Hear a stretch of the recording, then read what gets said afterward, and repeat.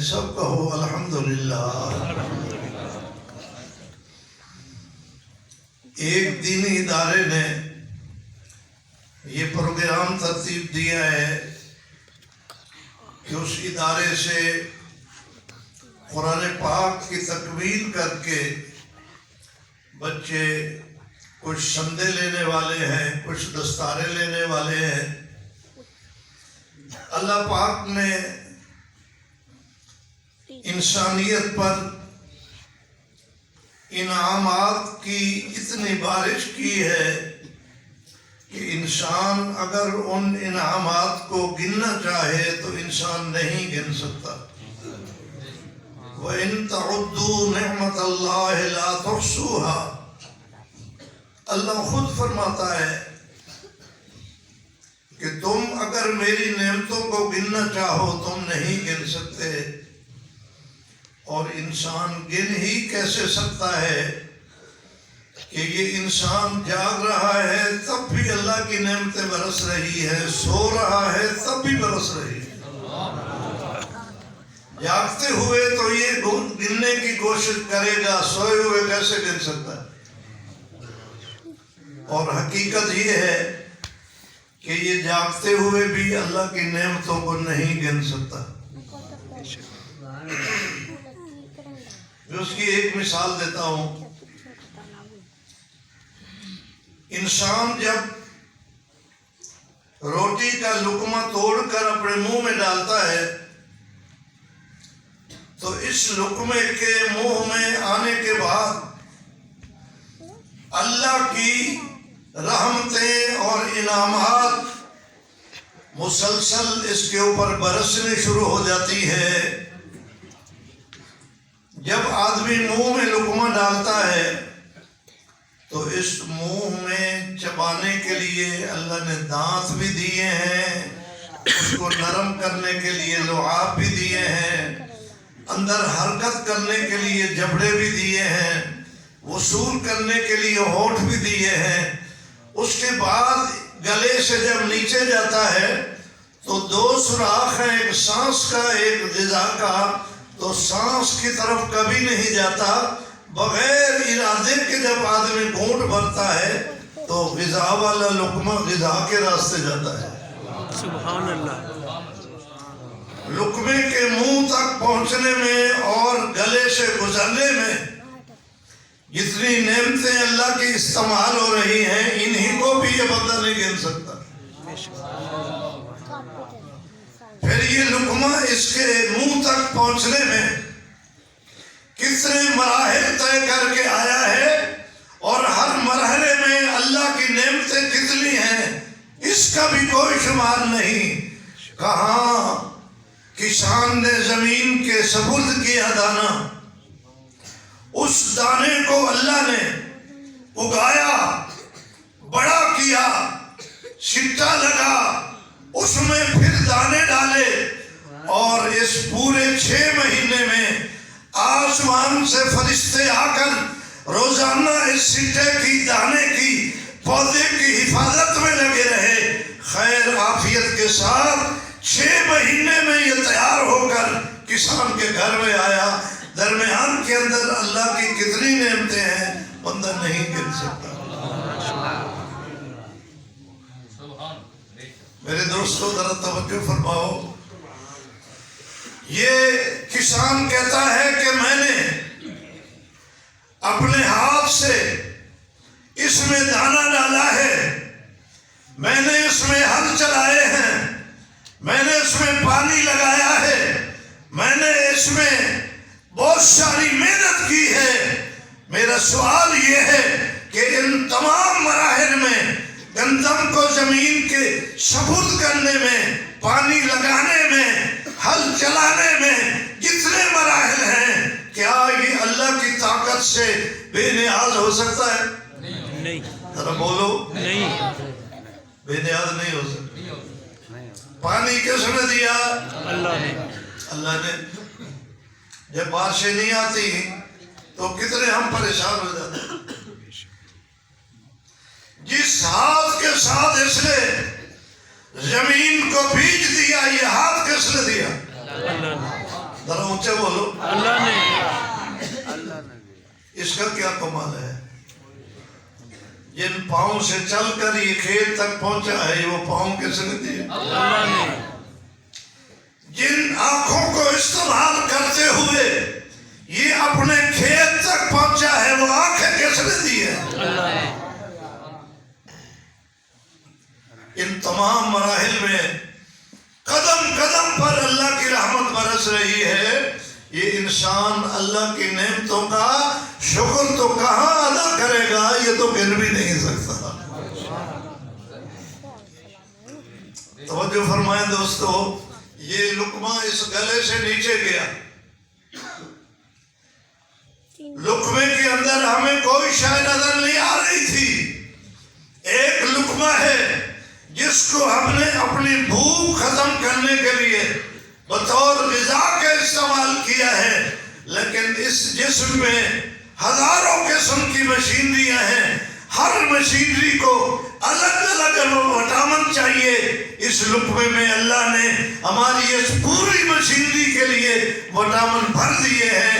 جب یہ لقمہ اندر چلا جاتا ہے معدے کی مشین میں پس کر اس کے وٹامن اللہ اپنی خودکار مشینوں کے ذریعے سے الگ الگ کر کے جہاں ضرورت ہوتی ہے وہاں پہنچا رہا ہوتا ہے.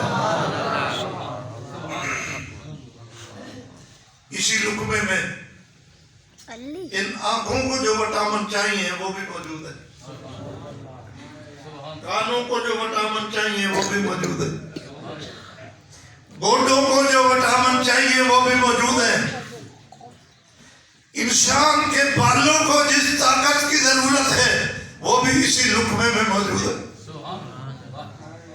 انسان کے گردوں کو جس طاقت کی ضرورت ہے وہ بھی اسی لقمے میں موجود ہے. جگر کی ضرورت بھی پوری ہو رہی ہے، پٹھوں کی ضرورت بھی پوری ہو رہی ہے، چمڑے کی ضرورت بھی پوری ہو رہی ہے، خون کی ضرورت بھی پوری ہو رہی ہے. خون میں لاکھوں قسم کے جرثومے ہیں جو اس میں پیدا ہو رہے ہیں، اپنا کام کر رہے ہیں. یہ ساری ضرورتیں اس ایک لقمے سے پوری ہو رہی ہے اور اپنی اپنی جگہ پر اپنے وقت پہ پہنچائی جا رہی ہے. اگر یہ انسان کے ذمہ ہوتا کہ اس لقمے سے سارے وٹامن کشید کر کے تمام اعضاء کو پہنچاؤ تو اللہ کی قسم نہیں پہنچا سکتا تھا.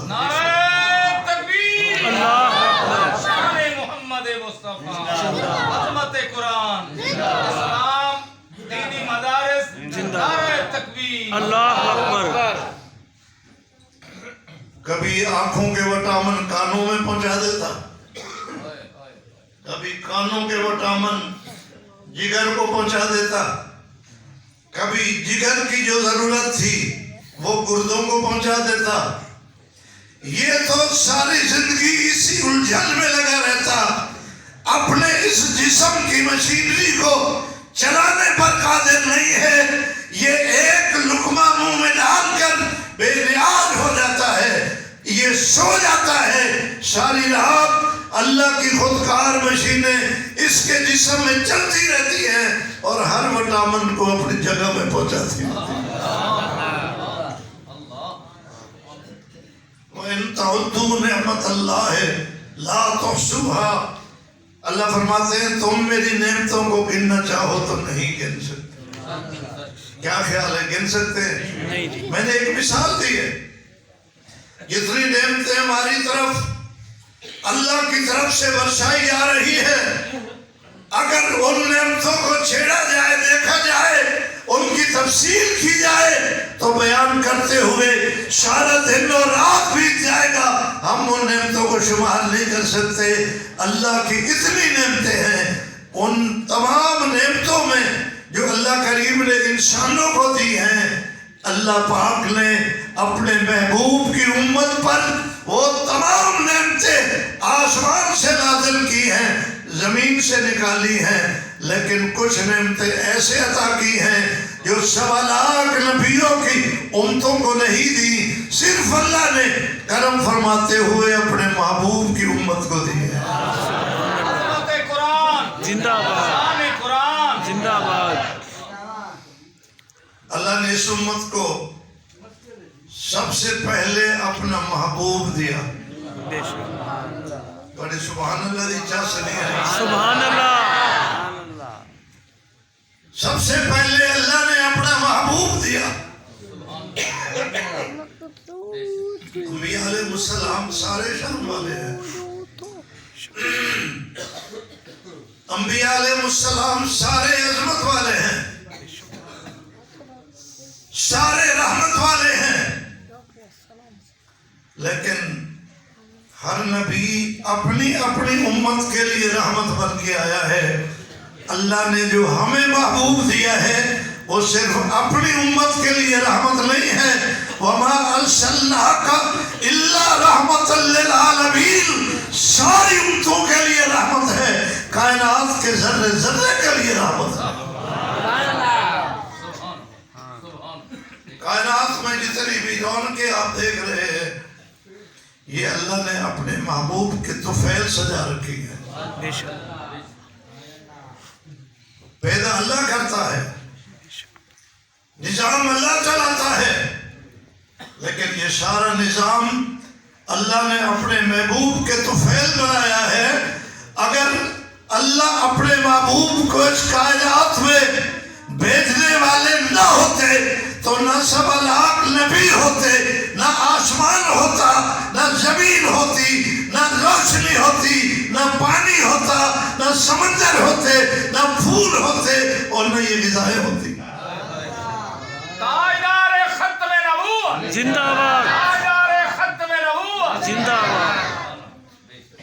اللہ نے اس امت پر جہاں اپنا محبوب بھیجا جو اس سے پہلے کسی امت کو نہیں ملا, اللہ نے اپنے محبوب کے ذریعے سے اس امت کو قرآن دیا جس جیسی کتاب اس سے پہلے 7 لاکھ امتوں کو نہیں ملی. ہمارا عظمت قرآن کا یہ پروگرام ہے. اللہ نے جو قرآن والی نعمت, قرآن والی دولت اس امت کو عطا کی ہے, یہ اس سے پہلے اللہ نے کسی امت کو نہیں دی, بلکہ تمام انبیاء علیہ السلام پہ اترنے والی کتابیں, تمام امتوں کے پاس آنے والی کتابیں اور صحیفے, اگر ان تمام کو اکٹھا کر کے ان کا خلاصہ نکالا جائے تو وہ سارا قرآن میں موجود ہے. سبحان اللہ. جو ہزاروں سال کتابیں آتی رہیں, امتیں اس پر عمل کر کے جنت میں جاتی رہیں, وہ ساری کتابیں قرآن میں موجود ہیں. اللہ نے یہ کتاب ایسی ہمیں عطا کی. میں نے قرآن پاک میں پڑھا ہے, اللہ فرماتے ہیں بل ہوا قرآن مجید فی لوح محفوظ. ہم نے یہ قرآن ایسی عظمت والی کتاب اپنے محبوب کی امت کو دی ہے جس کو ہم نے سب سے پہلا ٹھکانہ جو دیا ہے وہ ساری کائنات سے اوپر دیا ہے. سبحان اللہ. یہ لوح محفوظ جو ہے یہ صرف 7 آسمانوں کے اوپر نہیں, یہ صرف سدرۃ المنتہا کے اوپر نہیں, یہ عرش معلیٰ کے بھی اوپر ہے. سبحان اللہ. آپ پڑھے لکھے دوست تشریف فرما ہوں گے, یہ سارا جہان عرش کے اندر ہے. عرش بالکل گول ہے جیسے گیند ہوتی ہے. 7 آسمان بھی اس کے اندر ہے. آسمان کے نیچے کروڑوں قسم کی کہکشائیں, سیارے, طیارے, یہ روشنیوں کے نظام, یہ بھی سارے اس کے اندر ہیں. اور ملائکہ کا سارا نظام وہ بھی سارا ان آسمانوں کے اندر ہے. اور 7ویں آسمان کے اوپر جنت ہے. کہو سبحان اللہ. سبحان اللہ. جو اللہ نے اپنے بندوں کے لیے بنائی ہے. سبحان اللہ. جنت فرشتوں کے لیے نہیں ہے, جنت انسانوں کے لیے ہے. لیکن شرط یہ ہے کہ انسان اپنی انسانیت میں رہے, انسانیت سے گر کر جانوروں کی سطح پہ نہ آ جائے، کیونکہ یہ جنت جانوروں کے لیے نہیں ہے، انسانوں کے لیے ہے۔ اور یہ انسان اپنی انسانیت میں اس وقت رہ سکتا ہے جب اللہ کے احکامات کو مان کر، اس کے فرامین کو مان کر، اللہ کے محبوب نبی کے نقش قدم پہ چل کر زندگی گزارے، تو یہ پھر حقیقی معنی میں انسان ہے۔ سبحان اللہ، یہ پھر انسان معمولی نہیں ہے۔ جو قرآن پہ عمل کرتا ہے، نبی کی سیرت کو اپناتا ہے، نبی کے نقش قدم پہ چلتا ہے، یہ عام انسان نہیں ہے۔ یہ بظاہر زمین پر انسانی شکل میں چل رہا ہوتا ہے، لیکن زمین کے جس ٹکڑے سے گزرتا ہے وہ اللہ کا شکر ادا کرتی ہے کہ آج میں خوش قسمت ہوں کہ اللہ کا ولی میرے پیٹ سے گزر گیا ہے۔ سبحان اللہ،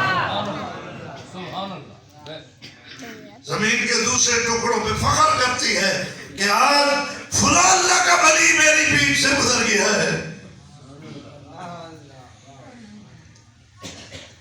پھر یہ اللہ کا ولی جس نے قرآن کو اپنی زندگی میں لاگو کیا ہے، جس کی زندگی میں نبی کی سیرت ہے، نبی کی تابعداری ہے، نبی کے فرامین ہے، نبی کی دی ہوئی قرآن حدیث پہ عمل ہے، اس انسان کی زیارت کے لیے آسمان سے ملائکہ اترتے رہتے ہیں، زیارت کرتے رہتے ہیں۔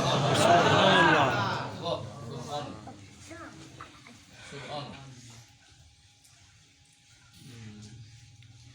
جب یہ دنیا میں کسی جگہ جا کے بیٹھ جاتا ہے تو اللہ کی رحمت وہاں ایک دائرہ بنا لیتی ہے۔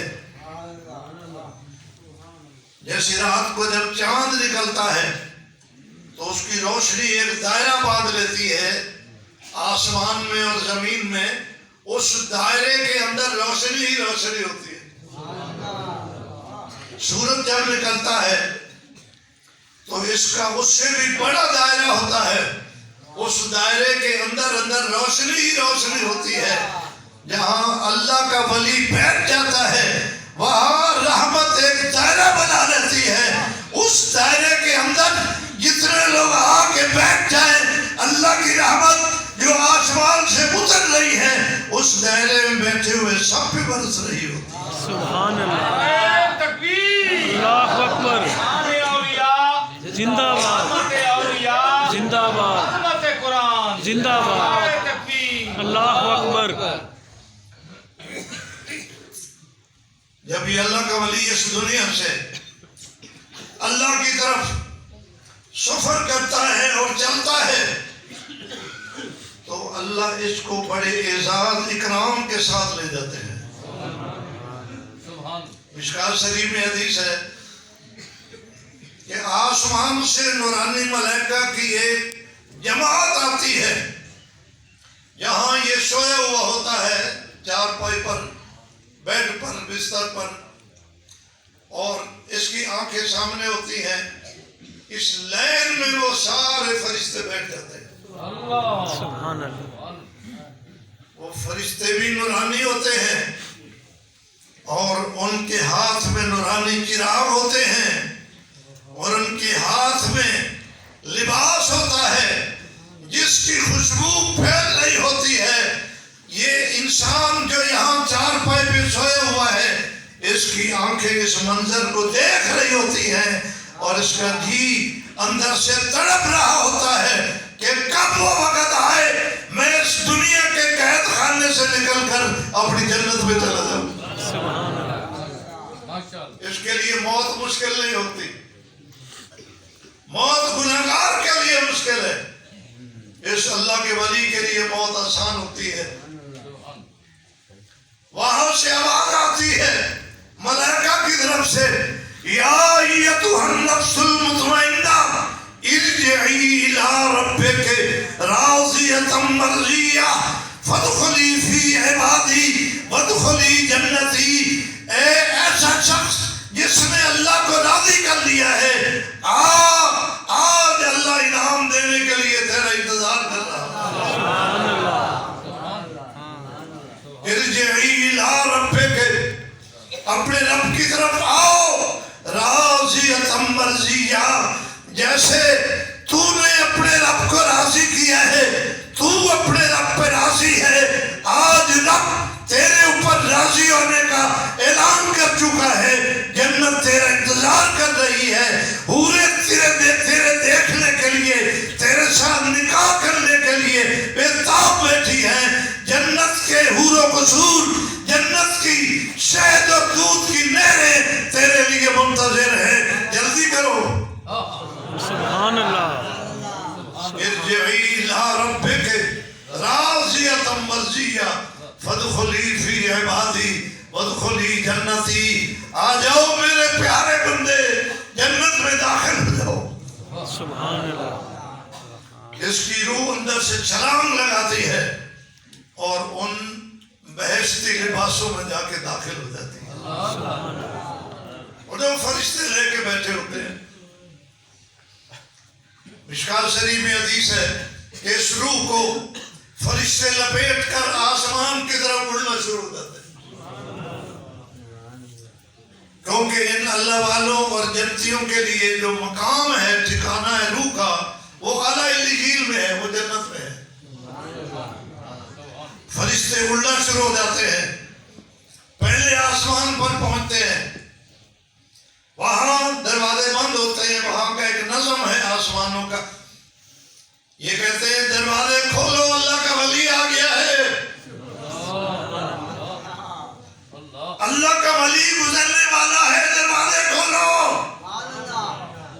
حدیث میں آتا ہے کہ وہ روح ایک دروازے سے فرشتے لے کے گزرتے ہیں، روح جو ایک ہے، ایک دروازے سے گزرتے ہیں، جس دروازے سے گزرتے ہیں وہ تو مرحبا مرحبا کی صدائیں لگاتا ہے، جن دروازوں سے نہیں گزر سکتے وہ افسوس کرتے ہیں، تمنا کرتے ہیں، ہائے کاش اللہ کا یہ دوست ہمارے میں سے گزر جاتا۔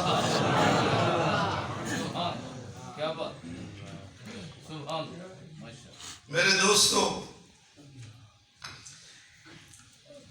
اللہ پاک نے اس انسان کو بڑی عظمت دی ہے، اگر یہ انسانیت میں رہ جائے۔ بات درمیان میں دوسری طرف چلی گئی، میں نے کہا یہ جنت اللہ نے اپنے بندوں کے لیے، انسانوں کے لیے پیدا کی ہے جو اللہ کو دنیا میں رہتے ہوئے راضی کر لیتے ہیں۔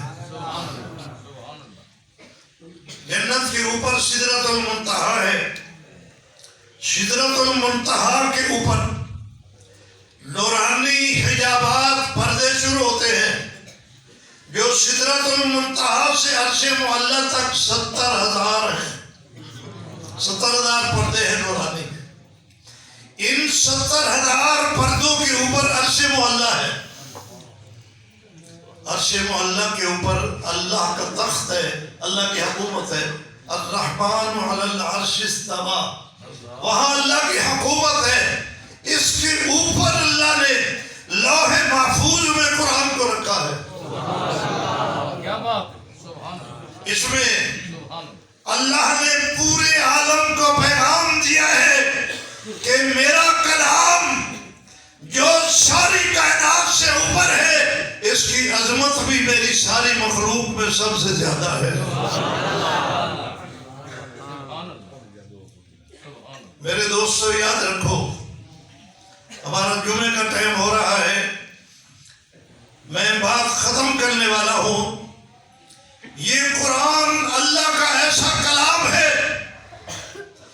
یہ جیسے بلندیوں میں لوح محفوظ میں بیٹھا ہوا ہے، اللہ نے وہاں سے اس کو اتار کر اپنے محبوب کے سینے میں پہنچایا اور حکم دیا کہ اپنے سینے سے نکال کر اپنی امت کے سینوں میں منتقل کرو۔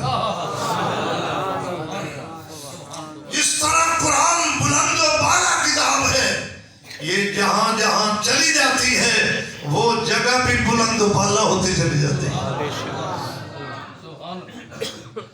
जिसके सीने में कुरान आ जाता है, अल्लाह हमारे सारे बच्चों को कुरान नसीब करे। जिसके सीने में कुरान आ जाता है, उसकी तो शान कितनी बुलंद होगी। मैं अगर उसको बयान करना शुरू करूं तो बात लंबी होगी। मैंने तो हदीस पाक में पढ़ा है कि ये मासूम बच्चा जब घर से ये इरादा करके चलता है कि मैं मदरसे में कुरान पढ़ने जा रहा हूँ, अल्लाह आसमान से नूरानी मलाइका को भेजते हैं कि जाओ मेरे कलाम को पढ़ने के लिए। एक बंदा बच्चा अपने घर से चल पड़ा है, उसके पाँव के नीचे नूरानी पर बिछाते चले जाओ। शान कुरान जिंदाबाद, अज़मत कुरान जिंदाबाद। ये जो बच्चा घर से आ रहा होता है, मैं स्कूल में जाने वाले बच्चों की बेकदरी नहीं करता। वो भी एक इल्म हासिल करने जा रहे हैं, वो भी MA BA की डिग्री हासिल करेंगे, वो भी PhD हासिल करेंगे, उनको भी ये दुनिया में काम आएगी। लेकिन अल्लाह की कसम, जो बच्चा कुरान पढ़ने के लिए घर से चला है, इसकी खाक के बराबर भी वो नहीं है। उनके पाँव पर फरिश्ते पाँव के नीचे पागली बिछाते। ये हाफिज कुरान जो अभी कुरान पढ़ने के लिए आ रहा है, उसके पाँव के नीचे पर बिछाते। जब ये यहाँ कुरान पढ़ने बैठ जाता है, अलिफ बा ता सा हा जीम और अलिफ लाम मीम ज़ालिकल किताबुल ला रैब फीह पढ़ना शुरू करता है, तो अल्लाह की रहमत इसके ऊपर बरसना शुरू होती है। अल्लाह के नबी ने फरमाया कि जहाँ कुरान पढ़ने वाले बच्चे कुरान पढ़ रहे होते हैं जिस बस्ती में, बाज़ दफा अल्लाह करीम उस पर निगाह डालते हैं तो कुछ लोग उस बस्ती में नाफरमानियां कर रहे होते हैं, गुनाहगार होते हैं। अल्लाह पाक के फरिश्ते ये मंजर देखकर तैयार हो जाते हैं कि अल्लाह हमें हुक्म करेगा कि इस बस्ती को उलट दो, कि इस बस्ती में लोग गुनाहों में मुब्तला हैं। लेकिन थोड़ी देर के बाद जब अल्लाह इन कुरान पढ़ने वालों को देखता है तो अल्लाह का गुस्सा रहमत में बदल जाता है। अल्लाह फरमाते हैं मलाइका इस बस्ती में अज़ाब नहीं नाज़िल करना, इसलिए कि इसमें तो कुरान पढ़ा जा रहा है। अज़मत कुरान जिंदाबाद, शान कुरान जिंदाबाद।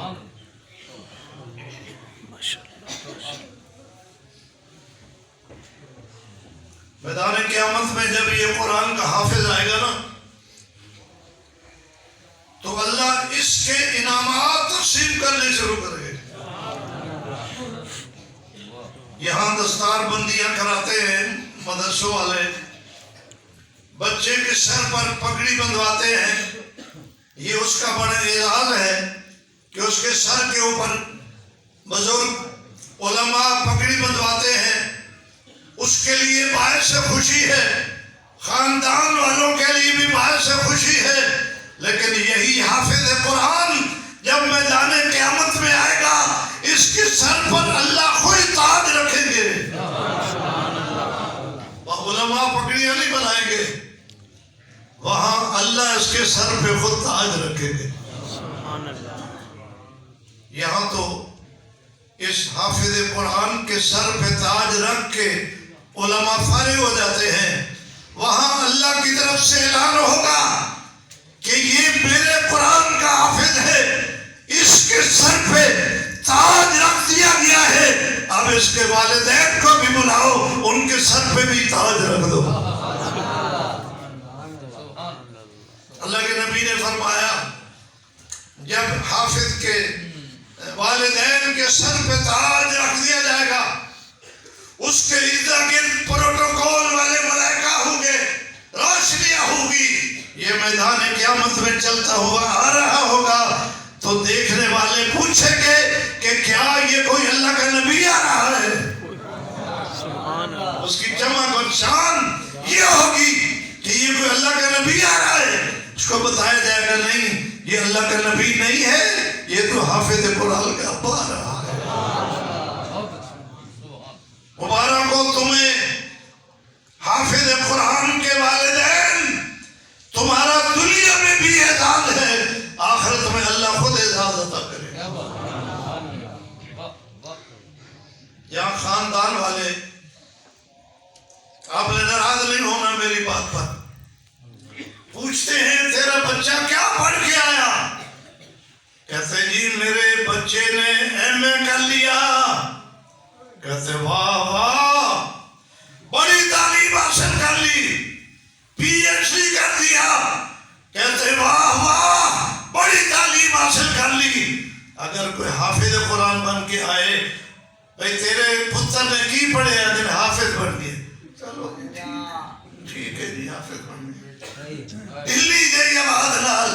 میرے دوستو، اللہ کی قسم یہ بازار قرآن کی قیمت کا بازار نہیں ہے، اس لیے تمہیں نہیں پتہ چل رہا۔ یہ جس نے پی ایچ ڈی کی ہے، ایم اے کیا ہے، ایم فل کیا ہے، اس کا تعلق مرنے تک ہے، مرنے کے بعد ڈگری کوئی کام نہیں آئے گی۔ لیکن جو قرآن کا حافظ بن کے آیا ہے، یہ جب دنیا سے اٹھے گا قبر میں بھی قرآن اس کو عزت دے گا، میدان قیامت میں بھی عزت دے گا، جنت میں جائے گا تو قرآن ساتھ جائے گا۔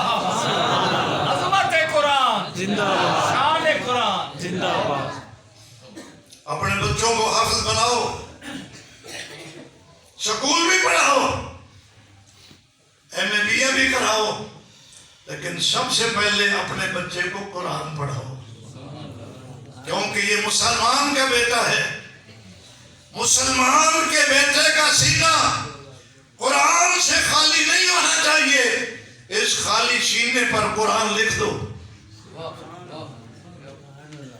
پھر اس کو بھیج دو کالج میں، بھیج دو اس کو یورپ